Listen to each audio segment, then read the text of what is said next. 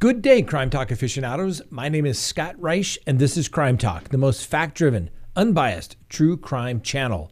Let's get straight to the docket. First, another Colorado man charged regarding his missing wife. We'll get details. Second, the news media and Crime Talk believes the judge in the Morphew matter got it wrong. I'll explain. Third, something you don't see every day.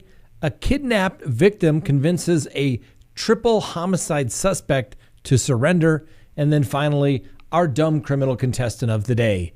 Let's talk about it.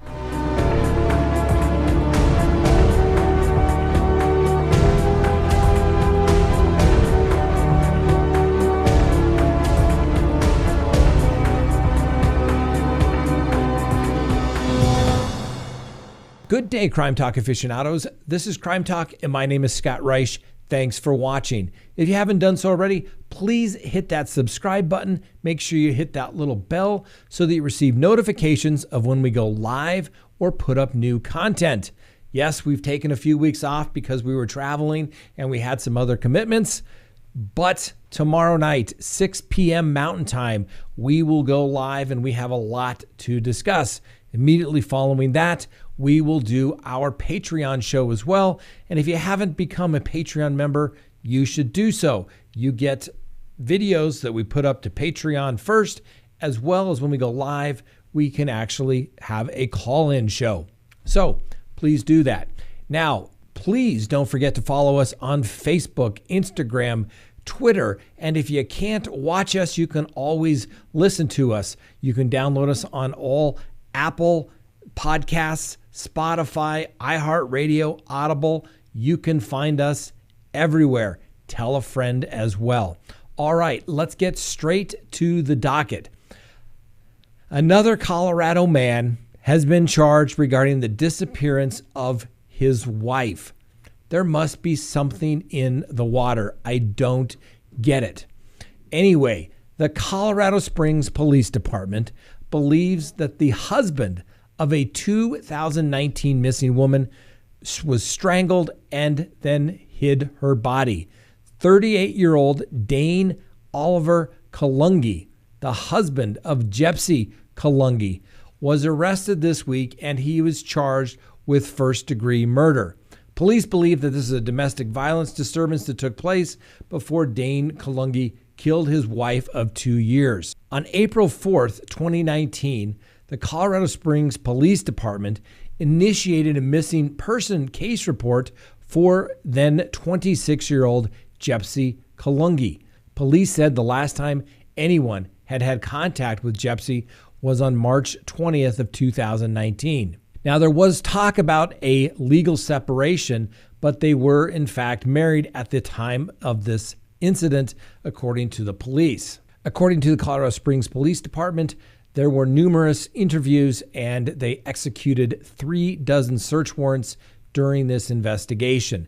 Dane Kalungi was arrested in Albuquerque, New Mexico, but the police say that he had moved to San Diego, California shortly after Jepsy went missing. The district attorney's office in El Paso County is in the process of extraditing Dane Kalungi back to stand trial. This is another interesting case for the reason that the prosecutors are going forward without the body of Jepsy. The police say that an investigation continues as to her location. Given the fact that there is no body and it's simply a belief that Jepsy was in fact strangled and then her body hidden, gives the defense a bit of a fighting chance in a case like this, because Dane Kalungi had always told the family that they were separated and that Jepsy either went back to the Philippines or was maybe somewhere in Chicago.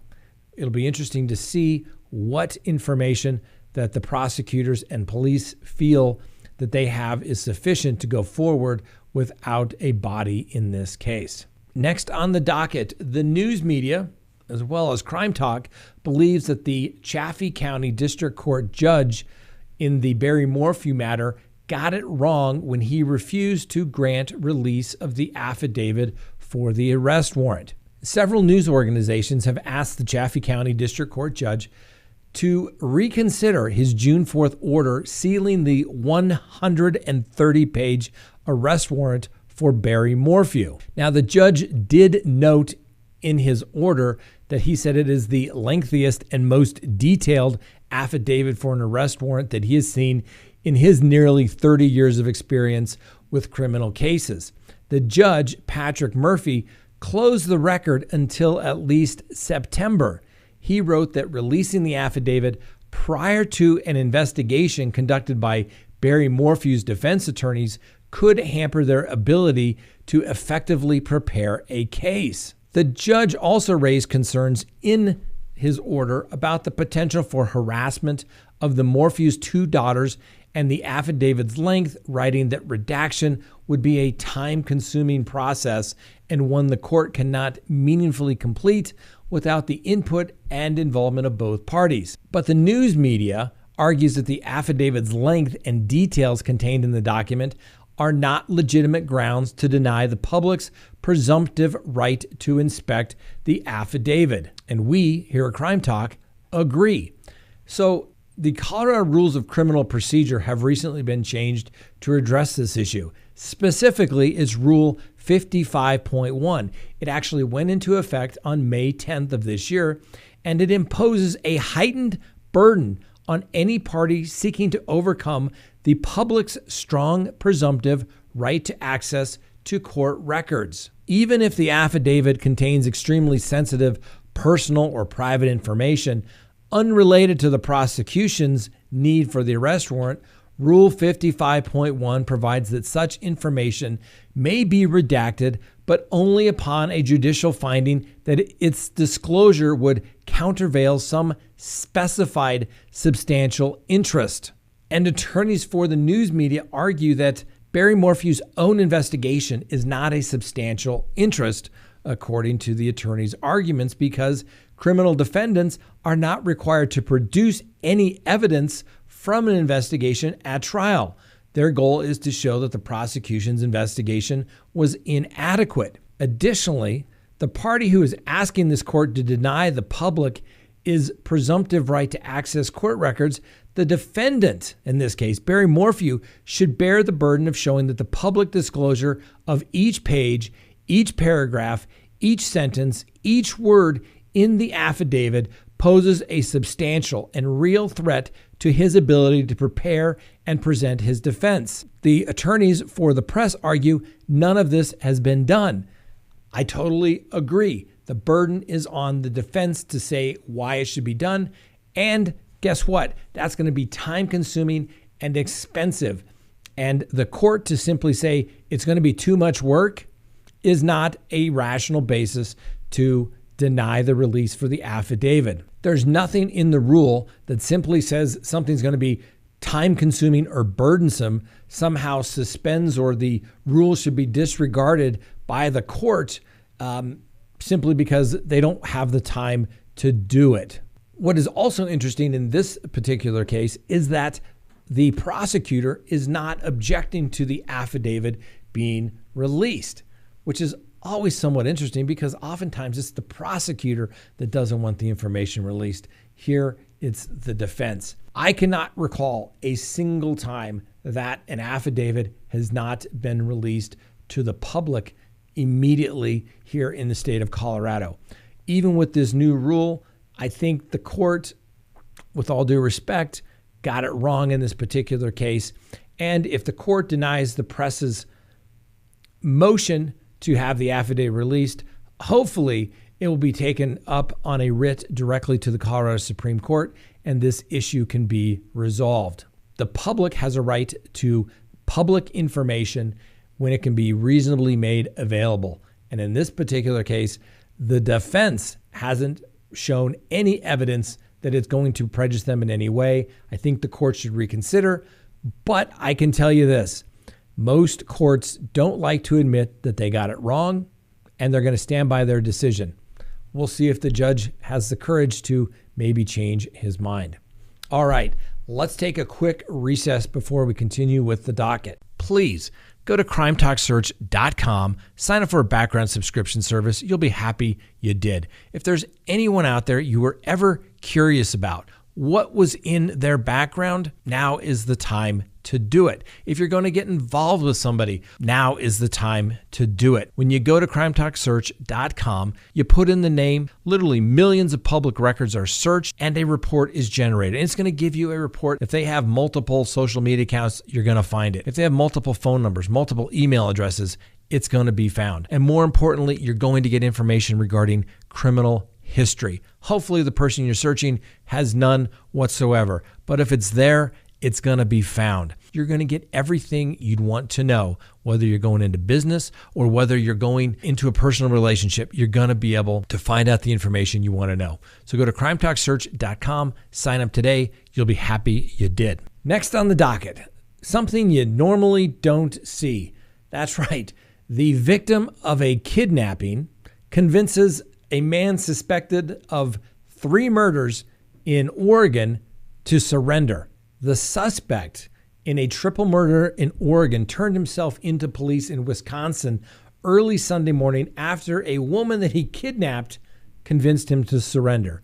Owen Nicholson, 35, has been charged with first-degree murder, first-degree attempted murder, first-degree assault, and failure to perform duties of a driver to injured persons. Oh, that's a scary one.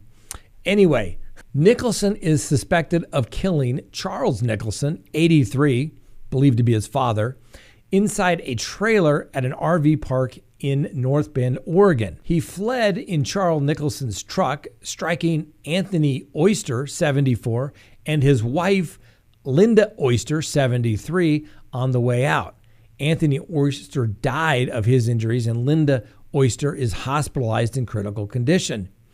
Nicholson then went to a sporting goods store where he bought some more ammunition, and then he went to a marijuana dispensary where he shot and killed a 47-year-old clerk at the dispensary by the name of Jennifer Davidson. The police ultimately found the truck that Nicholson originally stole.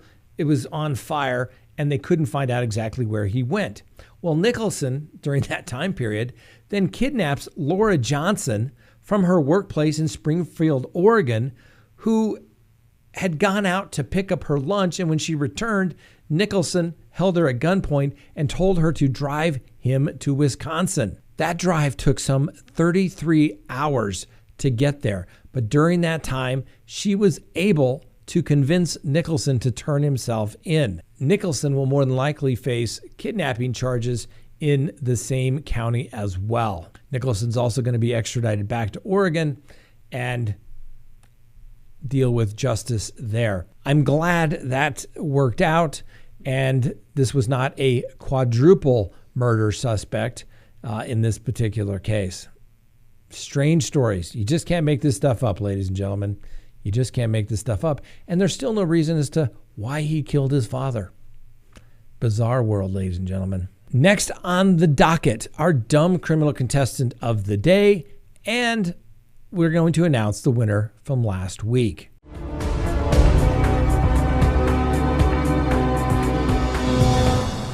Next on the docket, our dumb criminal contestant of the day. And I don't know if this guy's just dumb, maybe a little hot-headed, or just some really bad luck. But Omar Wright went through a Starbucks the other day, and guess what he wanted on his bagel? That's right, cream cheese. Apparently it wasn't there. So what's the logical thing to do? I know we've seen this before. Yell at the barista and threaten them with their life. That's right. That's what Mr. Wright did. Poor move indeed. And guess what's even dumber? The fact that whether you knew it or you didn't know it, but that the barista that you threatened with her life, her mom just happens to be the police chief. Ooh, bad judgment, bad. Ladies and gentlemen, I understand the world is getting back to normal. A lot of people have been stressed out, but we're talking about cream cheese, for goodness sakes. Let it go, all right? I am not a kumbaya, big group hug kind of guy, all right? But I think that some things you just have to let go. And if you didn't get your cream cheese, what's the worst that happens? You park, go inside and say, I didn't get my cream cheese. Guess what? They're probably going to give you a free bagel the next time. So Omar Wright, you are our dumb criminal contestant of the day. Now, if you, Mr. Wright, are selected to be the dumb criminal contestant winner of the week, that's right, you could win cool Crime Talk stuff. In this particular case, a mug. Now, our winner from last week, Mr. Moreno. Remember, he was the gentleman that was being pleasured by a young woman backing up his truck, but unfortunately it struck 3 people, killing 1. Now, that was some of the dumbest things I could possibly imagine somebody doing, but you are a winner by popular vote, Mr. Moreno. The question is, do you deserve a mug since you actually killed somebody and you weren't just being stupid? I don't know. You all let me know if Mr. Moreno should get the mug. We'll vote on that one as well. All right. Thanks for watching. It's great to be back. Thanks. I want to thank everyone for taking the time to watch Crime Talk while we were on vacation. We tried to bring it to you. I know you could hear a kid in the swimming pool. I know sometimes the sound wasn't great. We were doing the best we could, ladies and gentlemen. But thanks for watching. Have a wonderful day. We'll see you next time on Crime Talk.